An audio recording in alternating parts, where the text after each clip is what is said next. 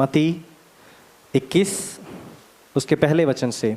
जब वे यरूशलेम के निकट पहुँचे, जैतून पहाड़ पर बैतफागे के पास आए, तो यीशु ने 2 चेलों को यह कहकर भेजा, सामने के गांव में जाओ। वहां पहुंचते ही एक गधी बंधी हुई और उसके साथ बच्चा तुम्हें मिलेगा। उन्हें खोलकर मेरे पास ले आओ। यदि तुम में से कोई कुछ कहे तो कहना कि प्रभु को इनका प्रयोजन है, वह तुरंत उन्हें भेज देगा। ये इसलिए हुआ कि जो वचन भविष्यद्वक्ता के द्वारा कहा गया था वह पूरा हो। सिय्योन की बेटी से कहो, देख तेरा राजा तेरे पास आता है। वह नम्र है और गधे पर बैठा है, वरन लादू के बच्चे पर। चेले ने जाकर जैसा यीशु ने उनसे कहा था वैसे ही किया और गधी और बच्चे को लाकर उन पर अपने कपड़े डाले और वह उन पर बैठ गया। तब बहुत से लोग ने अपने कपड़े मार्ग में बिछाए और अन्य लोगों ने पेड़ों से डालियां काटकर मार्ग में बिछाई। जो भीड़ आगे आगे जाती और पीछे पीछे चली जाती थी, पुकार पुकार कर कहती थी, दाऊद के संतान को होसना, धन्य है वह जो प्रभु के नाम से आता है, आकाश में होसना। जब उसने यरूशलेम में प्रवेश किया तो सारे नगर में हलचल मच गई और लोग कहने लगे, ये कौन है? लोगों ने कहा, ये गलील के नासरत का भविष्यद्वक्ता यीशु है। काफ़ी है। यहाँ पे हम देखते हैं कि ये स्थिति है, ये हम स्थिति हर साल जब भी पाम संडे आता है, on that time we meditate इन बातों पे। हम कई सारे बातों का जो है मनन करते हुए आते हैं। हम देखते आते हैं कि मतलब वो खजूर के डालियों को तोड़कर, आपके हाथों में खजूर की डालियाँ हैं, इसे खजूर की डालियों के समान समझ लीजिए, ठीक है। खजूर की डालियों को लेकर उन्होंने क्या किया, यीशु को आमंत्रण किया एंड वो अंदर आए। और यहाँ पे हम देखते हैं कि प्रभु यीशु मसीह पहले गधे को कहता है कि पहले इंस्ट्रक्शन करता है कि आप क्या करो, जाके गधे को पहले लेके आओ, उसके बच्चे को उसको साथ ले आओ ताकि मैं उस पर बैठूं और उसके अंदर यात्रा करूं। आप समझ पाते हैं कि ये एक चिन्ह था यहूदी लोगों के लिए। यहाँ पे नीचे भविष्यवक्ता के द्वारा 5वां अध्याय लिखा है ना, 5वां वचन इस रीति से कहता है कि से टू द डॉटर ऑफ जायन, जायन के कुमारी से कहो कि तेरा राजा आया है और वो नम्र है और वो वर्ण किस में बैठा है, गधी और गधी के बच्चे पर बैठा है। इसके बारे में हम कई बार ही पढ़ चुके हैं, लेकिन मेरा आज विषय यह है कि when he is entering the kingdom, मतलब जब वो उस पूरे यरूशलेम के अंदर प्रवेश कर रहा था, परमेश्वर एक दूल्हे के समान था। कैसा था? दूल्हे के समान। और यरूशलेम क्या है? दुल्हन है ना। यरूशलेम परमेश्वर के लिए दुल्हन था और ये राजा तो था, जो यीशु जो था वो क्या था? दूल्हा था। एंड ही वाज जॉय, वो अंदर प्रवेश कर रहा था। ही प्रिपेयर्ड एवरीथिंग, सारी बातों को उसने चेलों को बताया, तुम जाओ मेरे लिए गधे लेके आओ। वो लेके आए और जैसे he when he was entering, वहाँ पे सब लोगों ने देखा कि यार ये कौन आया है? ये तो राजा आया है। ठीक है, मैं क्या करता हूँ, किसी ने खजूर के डालियों को तोड़ा, किसी के पास खजूर की डाली नहीं मिली तो उसने अपने वस्त्रों को बिछा दिया और ही एंटर्ड इन। वो कहाँ पे अंदर आया? यरूशलेम के अंदर आया। अच्छी तरीके से बोला जाए तो वो दूल्हा दुल्हन को लेने के लिए उसके पास आ गया। He came to Jerusalem। आप सोचिए कि देखिए, यरूशलेम के अंदर बहुत सारा कार्यों कर रहा था, बहुत सारा मतलब चिन्ह, चमत्कार, अद्भुत रीति से बहुत सारा विषय सब कुछ हुआ। हर एक समय में यहूदी लोग उससे आकर सवाल करते था। लोग आकर पूछते थे कि क्या तू मेसिया है? क्या तू परमेश्वर का इकलौता पुत्र है? हमें चिन्ह बता। क्या मांग रहे थे? चिन्ह मांग रहे थे। वो कह रहे थे कि हमें चिन्ह से दर्शा। वो कहता है कि तुम्हें चिन्ह चाहिए, ऐसे लोग चिन्ह मांग रहे हैं। तो उस समय अभी ये जो है एक चिन्ह है कि वो गधे के बच्चे पे विलाद कराएगा, वो मेसिया है, वो खुदा है, वो पिता का इकलौता पुत्र है। लेकिन ये यरूशलेम ने आमंत्रण तो किया, बहुत हर्ष से, बहुत खुशी से क्या किया? आमंत्रण किया। लेकिन किस रीति से? वचन हम पढ़ते हैं, उससे पूछा गया 10वें वचन में, 10वें 11वें वचन में वो कहता है कि ये कौन है? तो उस समय वो कहते हैं कि ये कौन है? आप जानते हैं, ये नाजरेत का भविष्यवक्ता है। क्या प्रभु यीशु मसीह भविष्यवक्ता थे या फिर पिता का इकलौता पुत्र, दूल्हा, है ना? सो ये लोग क्या समझते थे? ही इज अ प्रॉफिट। वो सारे भविष्यवक्ताओं के बीच में एक भविष्यवक्ता के समान रख लिया, लेकिन उसने ये नहीं माना कि ये सच में ही पिता का इकलौता पुत्र है। आप समझ पा रहे हैं? यहाँ पे हम देखते हैं कि यहाँ पे प्रभु यीशु का प्रवेश हो चुका है and he is just willing to take the bride. वो चाहता है कि ये जो लोग हैं, ये जो देश है, ये जो मेरा दुल्हन है, इसे मैं अपने संग, मेरे साथ इसे रखूं। लेकिन लोगों का दिल कैसा था? नॉट बिलीविंग मेसिया, वो मेसिया नहीं है करके उस बात पर बहुत ठोस थे। They were believing that he is a prophet, वो एक भविष्यवक्ता है। और उस समय आप सोच देखिए, परमेश्वर ने ऐसे किया, उसके बाद उन्हीं लोगों ने almost within a week period यीशु मसीह को क्या किया? सलीब पर मरने के लिए उसे दे दिया। और आज परमेश्वर, मैं कहता हूं कि again today is a palm Sunday and हमारे हाथों में खजूर की डालियां हैं। We are welcoming Lord. Daddy आइए आइए आइए, परमेश्वर आइए। हमें से कितने लोग ये कहते हैं कि प्रभु यीशु मसीह जल्दी से जल्दी आ जाए? आमीन। कितने लोग इस पृथ्वी में लंबे समय के लिए रहना चाहते हैं? कोई नहीं चाहता। कुछ ये चाहते हैं कि घर बनाएं, मतलब बड़े बड़े चीज़ों पे जाएं, बिजनेस डेवलप करें, ऐसे कोई सारे सोचते हैं, है ना? लेकिन हम परमेश्वर के आगमन का इंतजार कर रहे हैं। हमें से कई सारे लोग अपने दिन भर की स्तुतियों में, कितने लोग आप ये कहते हैं कि मारनाथा कहते हैं? नहीं कहते हैं, क्योंकि हम व्यस्त हैं, हमारे ही जिंदगी के अंदर हम व्यस्त हैं।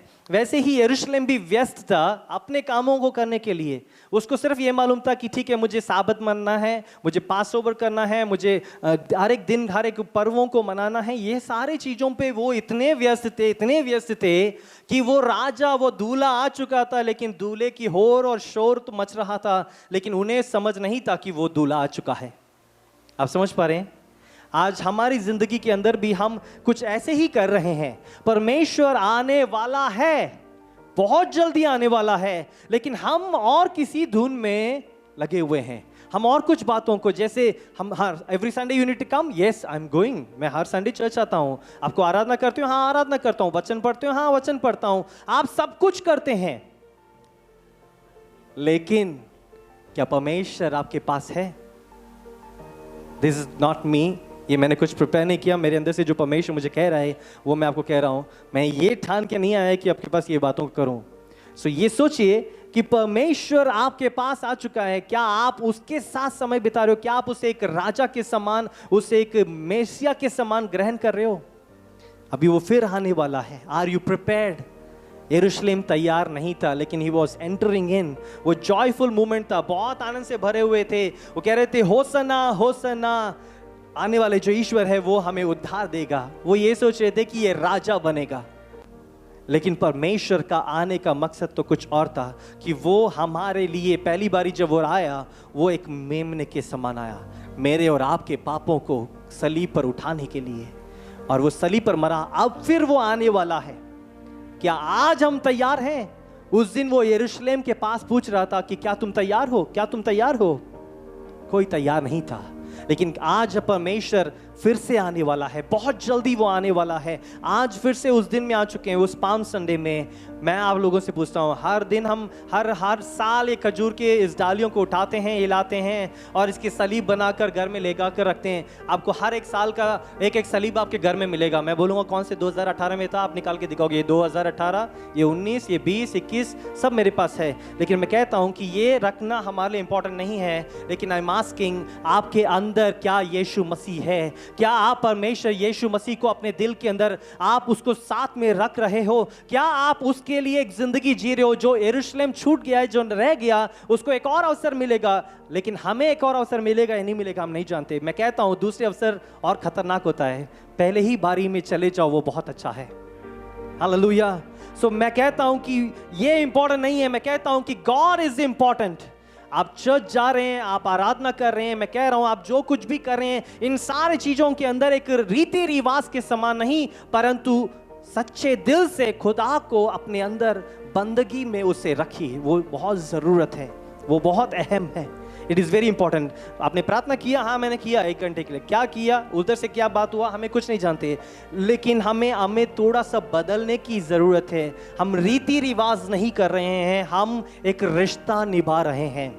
हमें से कितने लोग रिश्ता निभा रहे हैं परमेश्वर के साथ? वी नीड टू अंडरस्टैंड, हमें इस बात को समझने की ज़रूरत है कि मैं परमेश्वर के साथ रिश्ता बनाऊं। वो राजा है, वो ईश्वर है, वो मेसिया है, वो जल्द से जल्द इस पृथ्वी में आने वाला है, लेकिन मैं अपने कामों में व्यस्त ना रहूं।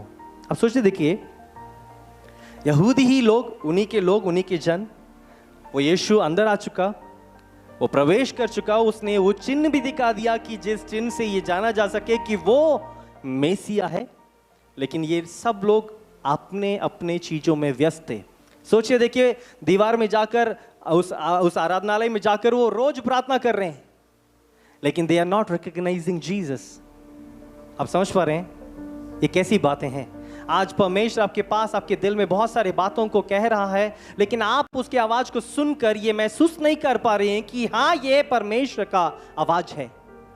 आपको लगता है कि नहीं नहीं नहीं नहीं, और कोई शब्द है, ये और कोई आवाज है, मुझे नहीं सुनना है।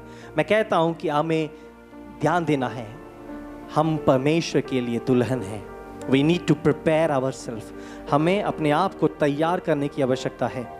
और यहाँ पे उसने कहा कि होसन्ना हो करके सब लोगों ने बुलाया, बहुत उत्साह था, बहुत जोर हो शोर हो रहा था वहाँ पर।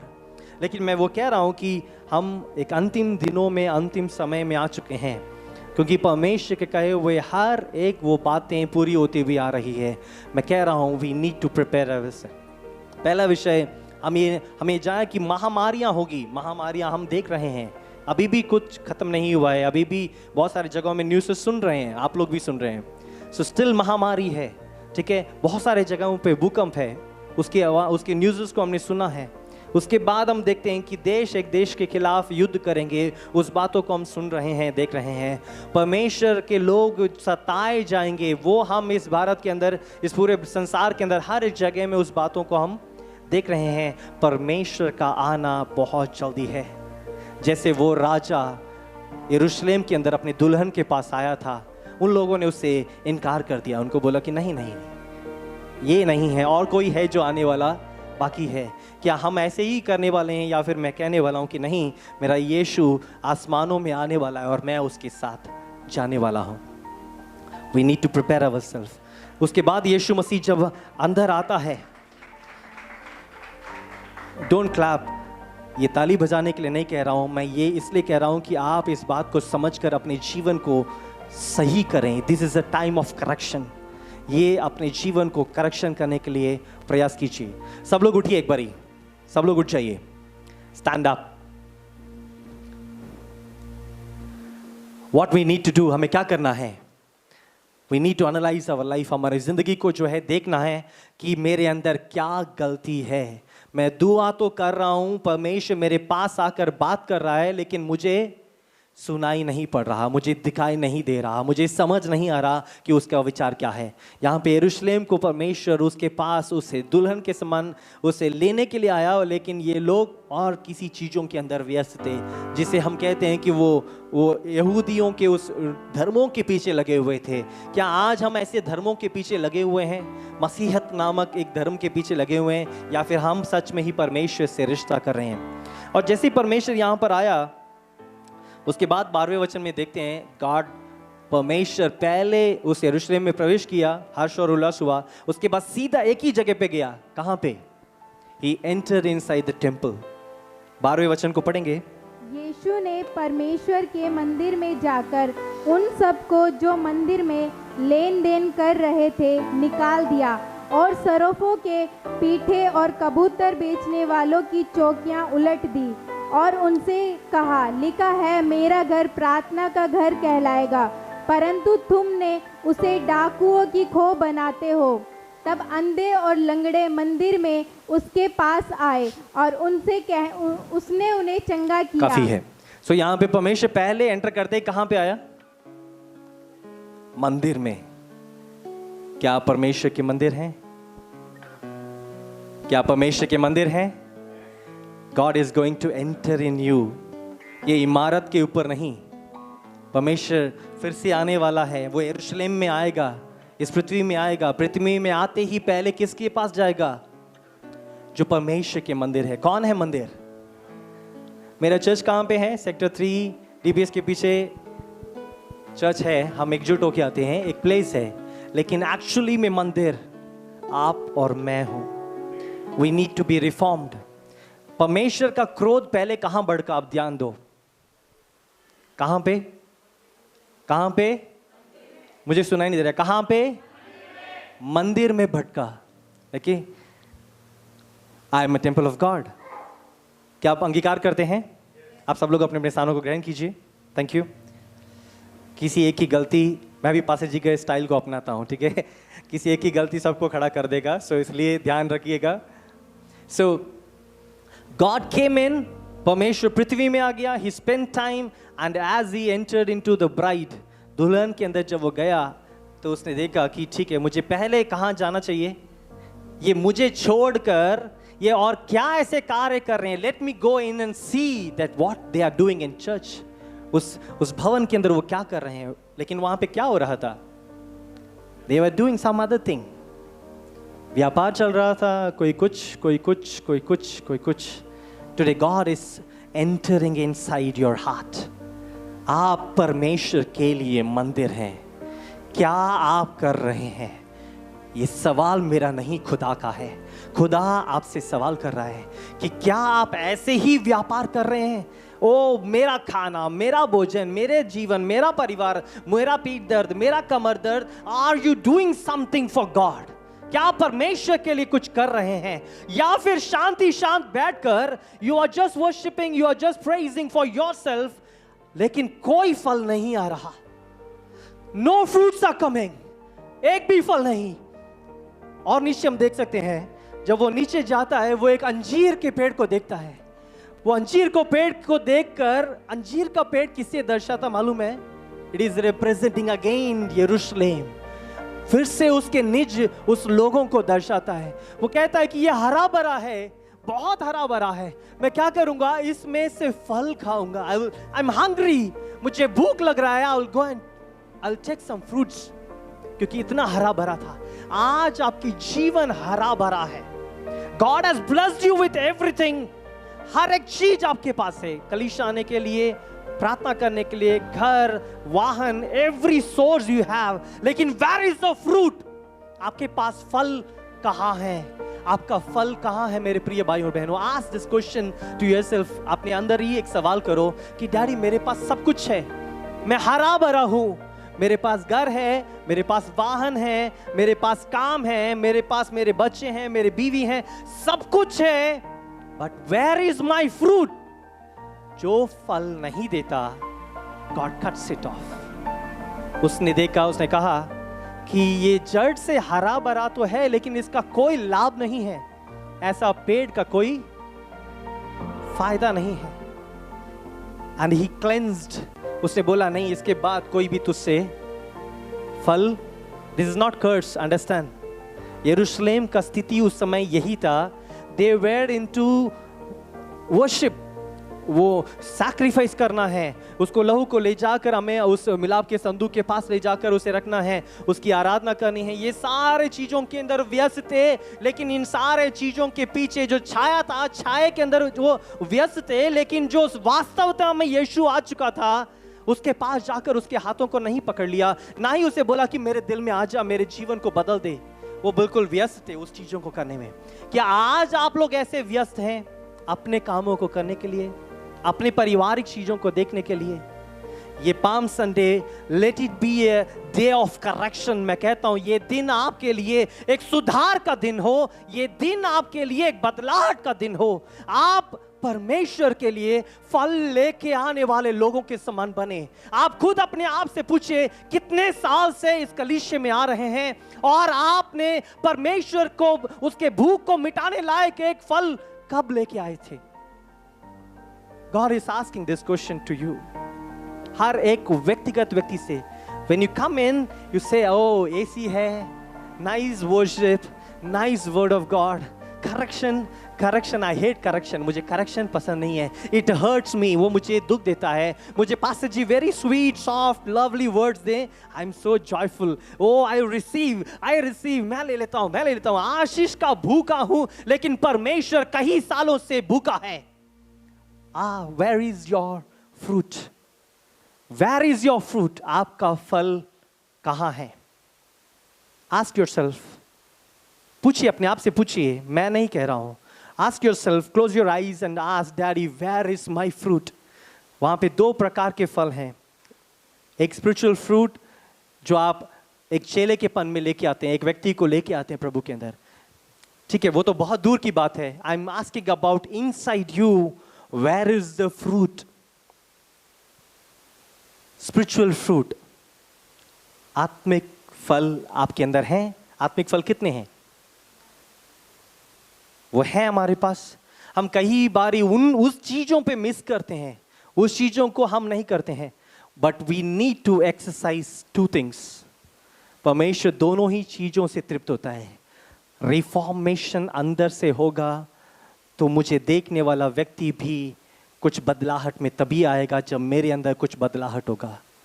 मैं वैसे ही रहकर, मैं पत्थर की तरह ही रहकर मैं चाहूं कि कुछ बदलाहट मेरे मोहल्ले में, मेरे एरिया के अंदर, मेरे घर के अंदर लेके आऊं, it is not possible. Come on, change yourself. मैं कहता हूं अपने आप को इस समय परिवर्तन कीजिए. जैसे ही यीशु अंदर आया, हम पिछली बार हमने देखा कि यस, गधे से हमने बहुत सारी बातों को सीखा, बहुत सारे विषयों को सीखा. Yes, fine, good. लेकिन what correction you did in your life? इसको सुनने के जरिए से, हाँ परमेश्वर, हालेलुया, स्तुति हो, मैं रिसीव करता हूं करके जा रहे हैं. लेकिन व्हाट करेक्शन वी डिड? हमारे जिंदगी के अंदर हमने क्या सुधार जिंदगी के अंदर लेके आए हैं, एक मसीह जिंदगी के अंदर? Still same. हमारे पास इनकी गिनतियां बढ़ती जा रही है. हर दिन, हर साल घर के चौखटों में सलीब बनाकर लगा देते हैं. इसकी गिनती बढ़ती जा रही है, लेकिन कलीसिया के अंदर वो गिनती वहीं की वहीं है. हमारे आत्माओं के फलों के अंदर वो गिनती वहीं की वहीं है. आपने कब किसी को माफ किया? एक व्यक्ति ने आपके खिलाफ विद्रोह किया, कोई बात नहीं. कब आपने जाकर उसे माफ किया, उसे जाकर कहा कि कोई बात नहीं, तू मेरा भाई है, आई विल फॉरगिव यू? कब आपने ऐसे किया? परमेश्वर कहता है कि तुम्हारे विद्रोहियों से तुम क्या करो? मारो जाके पकड़कर. क्या बोला उसने? लव. आपने कब अपने विद्रोही से स्नेह किया जो आपके खिलाफ खड़े हो रहा है? एक छोटा सा कलीसिया के अंदर एक छोटा सा व्यक्ति के साथ झटपट हो गया. अच्छा, ये वो ऐसी है, ये ऐसी है. Where is the fruit? फल कहां है? मैं नहीं जाऊंगा. वो अगर माफी मांगना है तो उसे आने दो, मैं नहीं जाऊंगा. Where is my fruit? मेरा फल कहां है? I need to correct myself. मेरे जीवन को मुझे सुधारना है. जब मैं करेक्शन करूंगा, देन गॉड विल स्पीक. वो अभी भी बात कर रहा है, लेकिन मेरे अंदर ये सारा, इतना सारा दीवार हमारे सामने खड़े हैं. वी कैन नॉट इजीली जाकर उससे कनेक्ट नहीं हो पा रहे हैं, क्योंकि बहुत सारे रुकावट के पत्थर हैं. मैं कहता हूं हर एक पत्थरों को लुढ़का फेंको, उसे निकाल फेंको अपने जीवन के अंदर से. जैसे आप इसे करेंगे, your life will be reformed. आप सच में ही एक मसीह व्यक्ति रहेंगे. आप हर दिन बताएं, हर दिन ये कहने लगेंगे कि मारा नाता खुदा, जल्दी से जल्दी आ जाओ, I want to go with you. क्योंकि मैं अपनी ज़िंदगी को सही रीति से रख रहा हूँ. मैं चाहता हूँ कि बहुत सारे लोग प्रभु के बारे में भी जानें. एंड मैं अपने जीवन को भी करेक्ट कर रहा हूँ. And I will bring so many fruits for you. आज परमेश्वर बिल्कुल भूखा होकर, बिल्कुल प्यासा होकर इस कलीसिया के अंदर आ चुका है. और आप लोग अंजीर के पेड़ हैं. आप लोग अंजीर के पेड़ हैं. आपके फलों को दिखाओ ताकि वो उसे तोड़कर तृप्त हो सके. वो आपको रोज तृप्त करता है. He gives you food every day. हर दिन आपको वो भोजन देता है. मैं कहता हूं हर एक जवान, बड़े, बुजुर्ग सब We need to show the fruit. We need to just give fruit to God. परमेश्वर को भूख है. कितने लोग उसे महसूस कर पा रहे हैं? God is still hungry. He is crying. मुझे भूख लग रहा है, बट ये लोग पता नहीं क्या कर रहे हैं. They are in some other world. पता नहीं क्या प्रार्थना कर रहे हैं, क्या स्तुति कर रहे हैं, क्या महिमा कर रहे हैं, मैं नहीं जान पा रहा. लेकिन मुझे तो एक भूख लगी है. मेरे इस भूख को मिटाने के लिए कौन है जो मेरे इस भूख को मिटाएगा? आप इसलिए ये मत सोचिए कि कुछ अच्छा सा थाली बनाकर ले आके परोस दे. नहीं. God is hungry for souls. बहुत सारे लोग परमेश्वर को नहीं जाने बगैर विनाश हुए जा रहे हैं. Where is your fruit? आपका फल कहाँ है? Come on, ask yourself. अपने आप से सवाल कीजिए कि परमेश्वर मेरे जीवन का फल आपके लिए, जो आपके भूख को मिटा सके. आप मुझे रोज तृप्त करते हो, रोज मुझे खाना देते हो, रोज मेरी जरूरतों को पूरा करते हो, वो सब कुछ ठीक है, लेकिन मैं आपके लिए क्या वापस दे रहा हूं? मैं आपके लिए वापस क्या लेके आ रहा हूं? Let this day be a day of correction. मैं कहता हूं ये दिन, ये आपके लिए एक सुधार का दिन होने पाए. ये पाम संडे आपके लिए एक बदलाहट का दिन होने पाए. Let change yourself, change your mindset, change your thought. Come on, give fruit to God, जिससे वो तृप्त हो, जिससे वो पसंद करे, जिससे वो चाहे, जिससे वो पसंद करे कि हाँ ये मेरे लोग हैं. This is my bride. ये मेरा खूबसूरत दुल्हन है. ये सच में ही तैयार है. इसे मैं लेने के लिए जाने वाला हूँ. और ये जब मैं इधर जाऊंगा तो ये दुल्हन मेरे लिए एक बहुत बड़े झुंड को, एक बहुत बड़े भीड़ को, एक बहुत बड़े फल को मेरे लिए तैयार करके रखा है. क्या हम कर पा रहे हैं? या फिर हम सच में ही व्यस्त हैं? Just put this question before yourself and just correct yourself. अपने आप को सुधारिए. Close your eyes and thank you Lord Jesus. Thank you master.